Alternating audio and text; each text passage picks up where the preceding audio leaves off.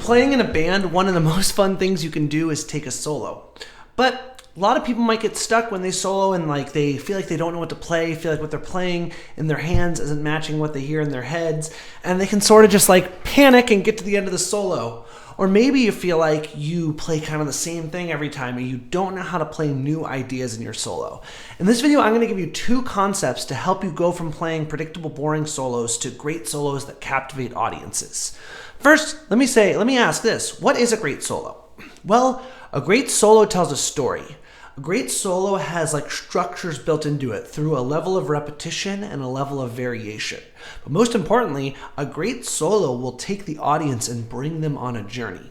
It'll elevate the energy of the room to new heights. And a great solo will be memorable and last for people. So if you want to play great solos, I have 2 exercises here for you today.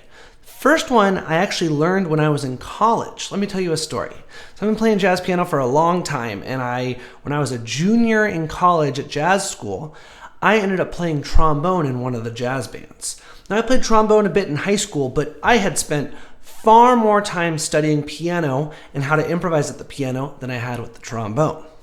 So in this jazz band, when I got opportunities to solo, I actually had to censor out and self-select ideas in my head because I had so many more ideas I could play at the piano than I could play with the trombone.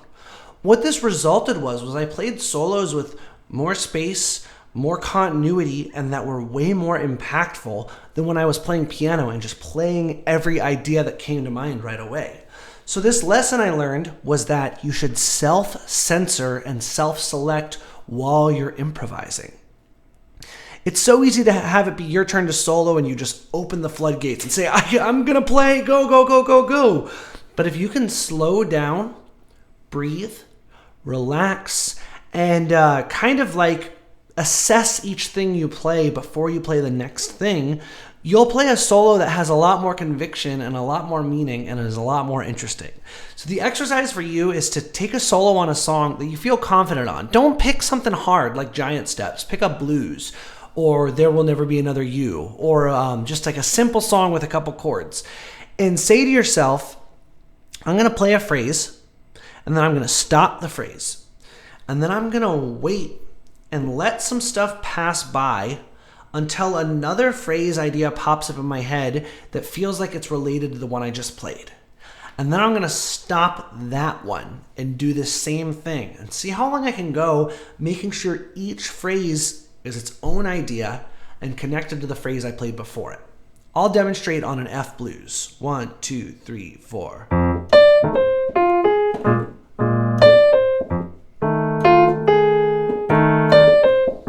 Gonna leave some space. Maybe I'll repeat that idea.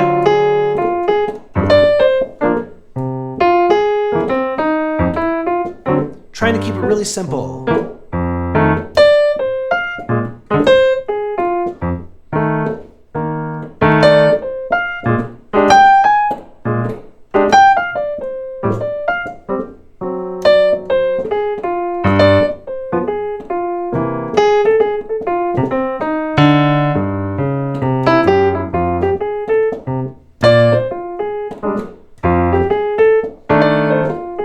Right? Even as I'm getting a little bit more complicated,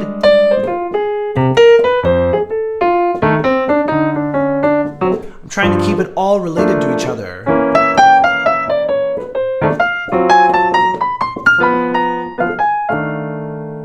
And so on and so forth, right? You can play a bunch of choruses and just try to keep centering yourself. If you feel yourself kind of wandering off and playing a big string of notes and it kind of gets chaotic, just try to, without stopping playing, try to keep the music going and take a breath, center yourself, and see if you can come back in with a simple idea that you've heard clearly in your head before you just started playing.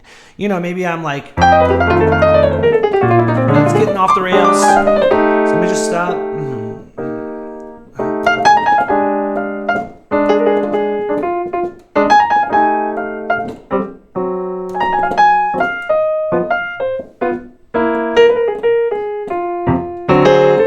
I can get right back into playing simple ideas that are right in the pocket. Do you hear how, with those simple ideas that are really grooving, where I am hearing it as loud as I can in my head. I'm also deliberately cutting it off and leaving space before the next idea. Do you hear how that creates a solo? It's like really fun to listen to. It has you curious for what's going to happen next. This exercise of just force yourself to stop and then wait for the next idea to come up that's related to the one before it will automatically get you started on better solos. The other thing I wanted to share, this is less of an exercise and more of just like some thoughts, is try to have fun and surprise yourself. I think people will start taking a solo, and maybe this is you, and you're taking a solo with a band, like on a gig or in front of other musicians, and you stop having fun. You go, time for my solo, time to impress everyone, time to sound good, here I go. And then you just run into a solo, and maybe you're just like playing stuff you practice. Like, I worked on this lick, so I'm going to play this, and I'm going to do this because like this is going to sound good here. Throw all that away. Try to have fun and surprise yourself. Try to stay open and curious and just like free. And if you cannot worry about if you sound good or bad, but just try to make each idea fun and fresh for you, you're going to be able to play a much more engaging solo. Let me again demonstrate on the F blues. I'm going to focus on having fun and surprising myself. 3, 4.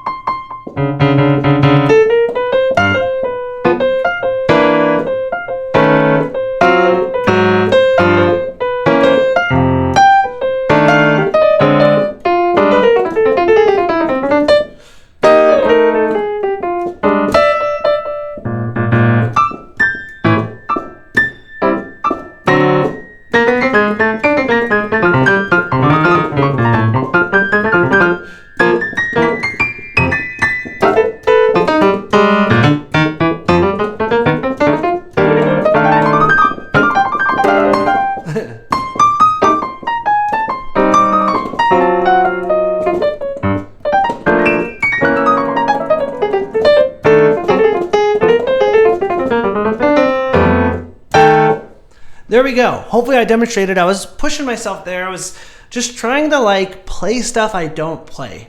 Just trying to like be less predictable. It's still within that framework of making ideas stand on their own, leaving space, having each musical phrase be a phrase where there's a breath after it, just like an English phrase, but not trying to just like play the same thing I play every time. It's like, maybe I always go.